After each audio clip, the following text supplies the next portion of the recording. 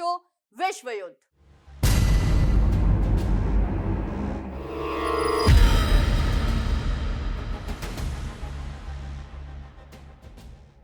आज हम उस गुप्त फाइल को खोलने जा रहे हैं जिसकी स्क्रिप्ट यरूशलेम में लिखी गई, जिसका मंच इराक की वीरान जमीन बनी और जिसका निशाना ईरान का दिल। ये सिर्फ एक सैन्य ऑपरेशन की कहानी नहीं, बल्कि उस नई दुनिया की तस्वीर है जहां युद्ध अब खुले मैदानों में कम और परछाइयों में ज्यादा लड़े जाते हैं। क्या आपने कभी सोचा था कि किसी संप्रभु देश की सीमाओं के भीतर कोई दूसरा देश अपना सैन्य अड्डा बना सकता है, वो भी इतना गुप्त कि वहां के स्थानीय चरवाहों को तो उसकी भनक लग जाए, लेकिन सरकार को कानो कान खबर ना हो। आज हम उस इजराइल के उस घोस्ट मिशन की हर परत खोलेंगे, वो पूरा मिशन जिसने पूरे मध्य पूर्व की राजनीति को हिला दिया है। लेकिन आज की कहानी सिर्फ बारूद, मिसाइल और खून की नहीं होगी। आज बात होगी उस धुंधली शांति की भी जो यूक्रेन के बर्फीले मोर्चों पर अचानक दिखी। डोनाल्ड ट्रंप खुद को पीस मेकर साबित करने में जुटे हैं। सवाल यह है, क्या यह युद्ध विराम यानी सीज फायर वाकई युद्ध रोक देगा, या फिर यह सिर्फ एक बड़े तूफान से पहले की खामोशी है। अगले 20 मिनट तक मेरे साथ बने रहिए, क्योंकि खबर वो नहीं जो कैमरे में कैद होती है, खबर वो है जो पर्दों के पीछे तय की जाती है। मध्य पूर्व में इस समय जो कुछ हो रहा है वो आने वाले दशकों की भू राजनीति तय कर सकता है। इजराइल ने ईरान के खिलाफ अब तक ही अपनी सबसे आक्रामक और सबसे गुप्त रणनीतिक चाल चल दी है। रिपोर्ट्स के मुताबिक आपको बताएं, इजराइल ने इराक के पश्चिमी रेगिस्तान में एक हाईटेक सीक्रेट लॉजिस्टिक हब बनाया था।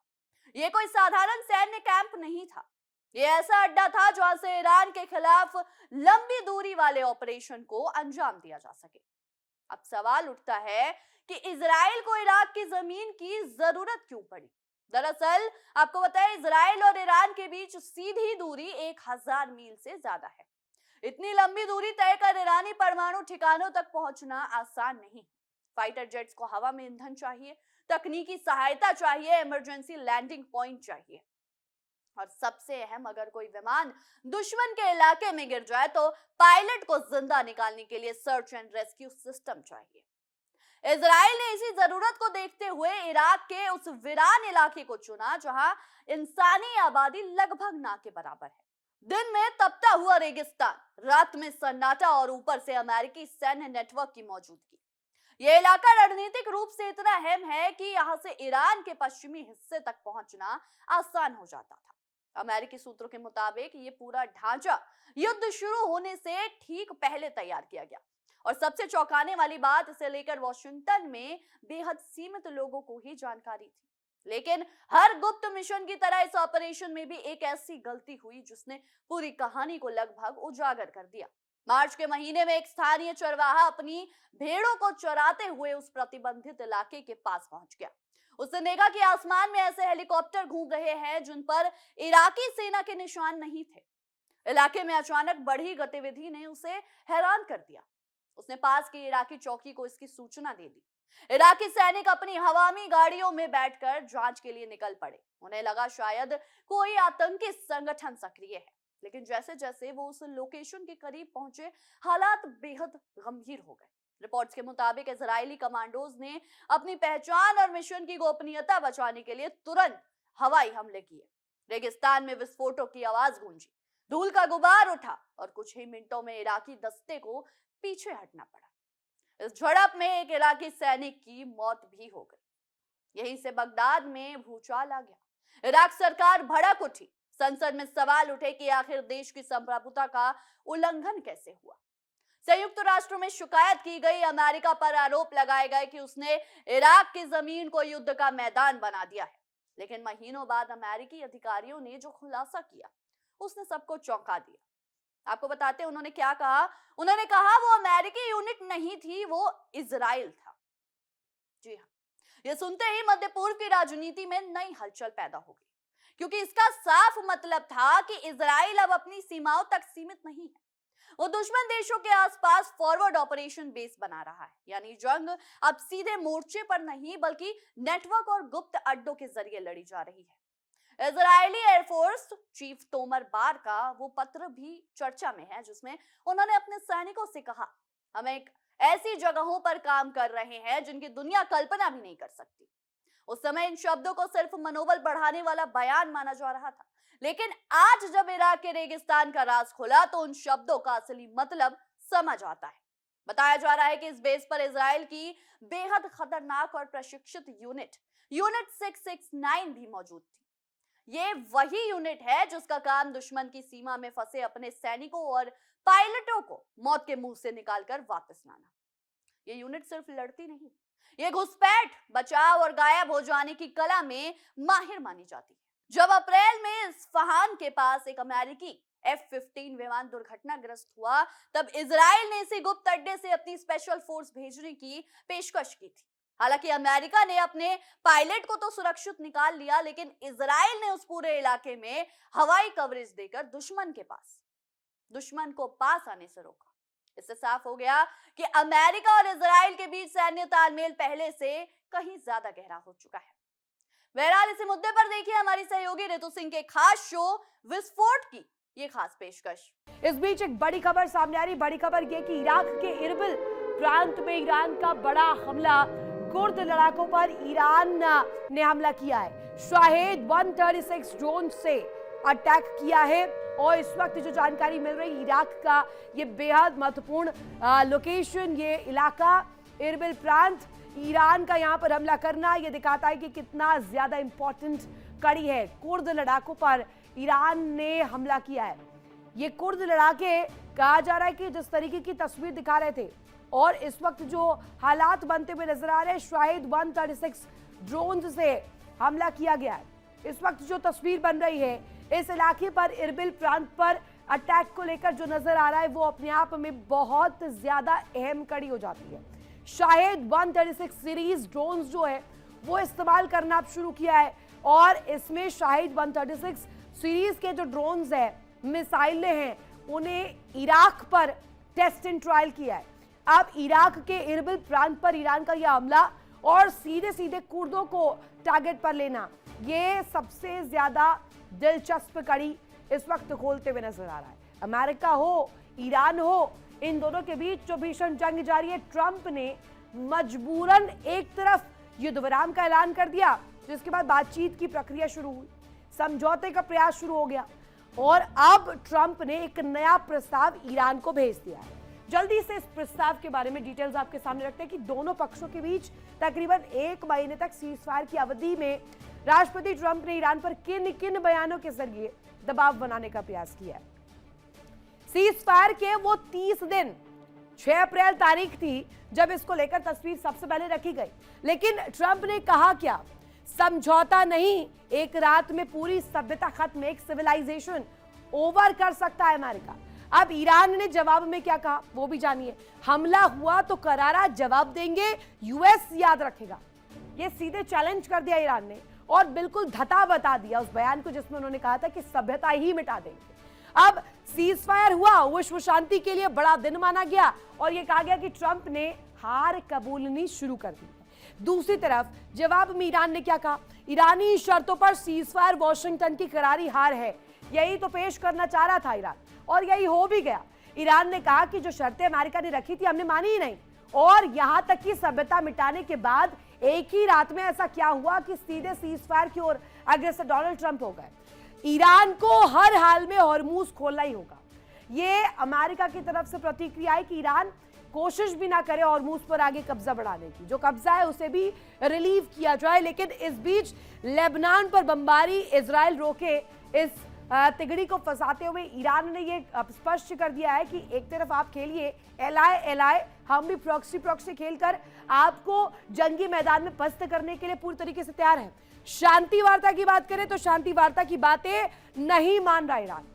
अब अभी तक तो ये कहा जा रहा था कि ईरान न्यूक्लियर प्रोग्राम पर बात नहीं मान रहा, लेकिन अब शांति वार्ता पर भी ईरान कोई आगे रुख नहीं साफ रख रहा। इस प्रतिक्रिया को ईरान ने कैसे लिया? ईरान ने कहा कि अमेरिकी शर्तों को बिल्कुल भी माना नहीं जाएगा, अभी तक माना नहीं गया और आगे भी नहीं माना जाएगा। शर्तें अमेरिका जरूर रखे, लेकिन उस पर सिर्फ विचार होगा, मिडिल ऑफ द लाइन निकाला जाएगा। लेकिन पूरी तरीके से अगर अमेरिका सोचे कि इन शर्तों को मान लिया जाए, ऑब्जेक्टिफाई किया जाए, ये हो नहीं सकता। अब ट्रंप ने कहा क्या, इस बीच 11 अप्रैल को 2026 में सबसे अहम तारीख हो जाती है जिसमें शांति वार्ता की बातें ना मानना, ईरान का जो ये रुख है इसकी वजह से तस्वीर और ज्यादा बिगड़ रही है। ये अपने आप में बहुत क्रूशियल पार्ट देता है। और 12 अप्रैल को इसके सीधे बाद जो तस्वीर आती है, समंदर में ईरानी घेराबंदी की जा रही है। ब्लॉकेड को लेकर तस्वीर दिखा दी जाती है कि अगर आप कब्जा रख रहे हैं हॉर्मूज पर और आप चाहते हैं कि आर्थिक तौर पर दुनिया की सांसें अटका दी जाए, तो इसमें अमेरिका आपको ये करने नहीं देगा और इसी वजह से ब्लॉकेड किया गया। लेकिन इस घेराबंदी में सीज फायर का उल्लंघन करार दिया इसे ईरान ने। लेकिन 21 अप्रैल को जो हुआ वो आगे इतिहास में लिख दिया गया, क्योंकि ईरान की सरकार बुरी तरीके से बिखरी हुई है। डोनाल्ड ट्रंप हर वक्त जंग में एक प्रतिक्रिया जब सामने आती है तो वो ये कहते हैं कि ईरान हार चुका है, ईरान की सेना बिखर चुकी है, ईरान की रजीम टूट चुकी है। लेकिन ईरान ने जो जवाब दिया वो सीधे सीधे दांतों तले चने चबवा रहा है। समुद्री नाकेबंदी भी बमबारी जैसी नजर आ रही है और ये ब्लॉकेड को सीधे सीधे कहा है कि ये फ्रीडम ऑफ नेविगेशन के अगेंस्ट है। अमेरिका बड़े बड़े ढिंडोरे पीटता है फ्रीडम ऑफ नेविगेशन की। अब ब्लॉकेड करने के बाद क्या तस्वीर अमेरिका ने दिखाई, ईरान को बातचीत के लिए 5 दिन का समय दिया है, 5 दिन का वक्त दिया, डेडलाइन दिया, अल्टीमेटम दिया। लेकिन ईरान ने क्या कहा, सिर्फ ईरानी शर्तों पर ही बातचीत होगी और ये 22 अप्रैल की तारीख पर यह तस्वीर देखने को मिलती है। इसके बाद अब चलते आगे की तारीख को, 22 अप्रैल को ये तो कह दिया कि 5 दिन का समय दिया गया, डेडलाइन दी गई, वक्त दिया गया है और इस पर आप विचार कर लीजिए आपके देश के लिए क्या बेहतर होगा। जंग में घुसना चाहते हैं या फिर सीधे तौर पर हार मानकर आगे अपने देश को जो अभी तबाही आई है उसमें ठीक करना चाहते हैं। सीज फायर के वो 30 दिन इसलिए भी अहम हो जाते हैं क्योंकि 22 अप्रैल के बाद ये तारीख आगे बढ़कर जिस तरीके की तस्वीर दिखाता है और 6 मई पर आते आते ये एक ऐसा सिनेरियो डेवलप करता है जहां न्यूक्लियर प्रोग्राम से इतर अब बात हॉर्मूज को लेकर होनी शुरू होगी। ईरान पर एपिक फ्यूरी हो सकता है। इसके बाद प्रोजेक्ट फ्रीडम लॉन्च करने को लेकर बात आई, लेकिन ईरान ने जवाब दिया कि ट्रंप की शर्तों को ख्याली पुलाव यहां पर माना जा सकता है। ट्रंप जो शर्तें रख रहे हैं वो ख्याली पुलाव जैसा है, वो सपने देख रहे हैं और बड़े बड़े सपने ईरान पूरे नहीं होने देगा डोनाल्ड ट्रंप के अमेरिका के, और वो सपने ही देखते रह जाएंगे। इस तरीके का जो रुख है वो ईरान की तरफ से रहा। अब आपको बताया ईरान भी अब खामोश नहीं बैठा है। तेहरान में लगातार ये चर्चा हो रही है कि इजराइल ने इराक और सीरिया के रास्ते उसे चारों तरफ से घेरने की तैयारी कर ली है। ईरान के सैन्य विश्लेषकों का मानना है कि अगर भविष्य में कोई बड़ा हमला होता है तो ये गुप्त नेटवर्क उसकी रीढ़ साबित होगा। यही वजह है कि ईरान ने अपने पश्चिमी एयर डिफेंस सिस्टम को और मजबूत करना शुरू कर दिया है। मिसाइल यूनिट्स को हाई अलर्ट पर रखा गया है। लेकिन इस पूरी कहानी का सबसे खतरनाक पहलू ये है कि इसमें सिर्फ इजराइल और ईरान शामिल नहीं है। अमेरिका, इराक, सीरिया, खाड़ी देश, ये सब किसी न किसी रूप से इस रणनीतिक शतरंज का हिस्सा बन चुके हैं। और यही वजह है कि दुनिया को डर है कि कहीं कोई छोटी सी चिंगारी पूरे मध्य पूर्व को आग में न झोंक दे। अब जरा हजारों किलोमीटर दूर यूरोप के उस मोर्चे पर चलते हैं जहां 3 साल से बंदूकें लगातार गरज रही हैं। रूस और यूक्रेन, एक ऐसी जंग जिसने दुनिया की अर्थव्यवस्था को झकझोर दिया। तेल की कीमतों से लेकर गेहूं तक सब कुछ प्रभावित हुआ। लेकिन अब अचानक खबर आई कि दोनों देश 72 घंटे के युद्ध विराम पर सहमत हो गए हैं। डोनाल्ड ट्रंप ने इसे अपनी सबसे बड़ी कूटनीतिक जीत बताई है। अपने social media platform truth social पर ट्रंप ने लिखा, ये इंसानियत की जीत है। लेकिन सवाल ये है कि क्या ये वाकई शांति है या सिर्फ राजनीतिक प्रदर्शन। इस युद्ध विराम का सबसे बड़ा हिस्सा है 1000 युद्ध बंदियों की अदला बदली। जरा सोचिए उन परिवारों की जो वर्षों से अपने बेटों की राह देख रहे हैं। कुछ यूक्रेनी सैनिक जो रूस की जेलों में बंद थे, कुछ रूसी जवान जो यूक्रेनी कैंपों में कैद थे, अब शायद पहली बार अपने घर लौट पाएंगे। लेकिन ट्रंप की इस पहल के पीछे सिर्फ इंसानियत नहीं, राजनीति भी छिपी है। अमेरिका के भीतर लगातार ये सवाल उठ रहा है कि आखिर अमेरिका एक साथ इतने मोर्चों पर लड़ाई कैसे लड़ेगा और क्यों लड़ रहा है। इजराइल को समर्थन, यूक्रेन को हथियार, चीन के साथ व्यापार युद्ध, इन सब ने अमेरिका की जनता के भीतर थकान पैदा कर दी है। ट्रंप की लोकप्रियता पर इसका असर दिखाई देने लगा है। उन्हें एक ऐसी जीत चाहिए थी जिससे वो खुद को दुनिया के सामने डील मेकर और शांति दूत साबित कर सके। ट्रंप ने कहा, पुतिन भी थक चुके हैं और ज़ेलेंस्की भी। अब दुनिया को शांति चाहिए। लेकिन सवाल यह है दोस्तों, क्या दोनों नेता सच में शांति चाहते हैं? यूक्रेन को डर है कि रूस इस 72 घंटे का इस्तेमाल अपनी सेना को दोबारा व्यवस्थित करने में करेगा। वहीं रूस का आरोप है कि यूक्रेन इस दौरान पश्चिमी देशों से नई मिसाइलें और ड्रोन हासिल करेगा। यानी दोनों तरफ अविश्वास इतना गहरा है कि शांति की घोषणा के बाद भी बंदूकें पूरी तरह शांत नहीं हुई। रूस के अंदर राष्ट्रवादी गुट इस युद्ध विराम से खुश नहीं। उनका कहना है कि यूक्रेन पर दबाव बनाए रखना जरूरी है। वहीं यूक्रेन में भी कई लोग इसे ट्रंप का राजनीतिक शो बता रहे हैं। उन्हें डर है कि कहीं अमेरिका धीरे धीरे यूक्रेन से अपना हाथ पीछे ना खींच ले। और यही वो बिंदु है जहां आज की दोनों बड़ी कहानियां एक दूसरे से जुड़ जाती हैं। एक तरफ मध्य पूर्व में गुप्त सैन्य अड्डे बन रहे हैं, तो दूसरी तरफ यूरोप में युद्ध रोकने की कोशिश हो रही है। एक तरफ छाया युद्ध है, दूसरी तरफ कैमरों के सामने होने वाली कूटनीति। दुनिया इस समय एक बेहद खतरनाक दौर से गुजर रही है। युद्ध अब सिर्फ टैंकरों और मिसाइलों का खेल नहीं रहा। अब लड़ाई data, drone, secret base, cyber network और सोशल मीडिया नैरेटिव की भी हो गई है। एक देश रेगिस्तान में गुप्त अड्डा बनाकर अपने दुश्मन को घेर रहा है, तो दूसरा देश सोशल मीडिया पोस्ट के जरिए खुद को शांति का चेहरा साबित करने में जुटा हुआ है। इराक के रेगिस्तान में लगी वो आग ईरान तक पहुंचेगी। सवाल बड़ा है, क्या इजराइल भविष्य में और बड़े ऑपरेशन की तैयारी कर चुका है? क्या ट्रंप का ये युद्ध विराम 11 मई यानी कल के बाद भी जारी रहेगा, या फिर यूक्रेन की धरती पर दोबारा मिसाइलों की बारिश होगी?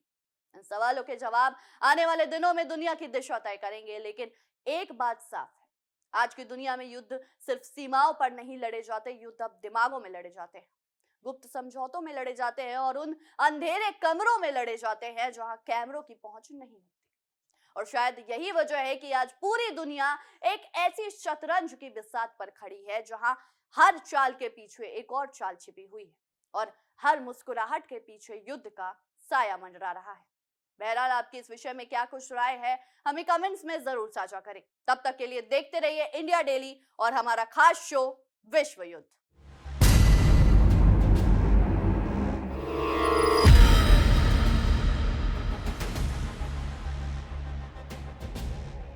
देखिए इंडिया डेली 24/7 अब आपकी स्मार्ट टीवी पर। इंडिया डेली मौजूद है सभी डिजिटल प्लेटफॉर्म पर लाइव और लगातार। इंडिया डेली 24/7 हर दिन राष्ट्र को समर्पित।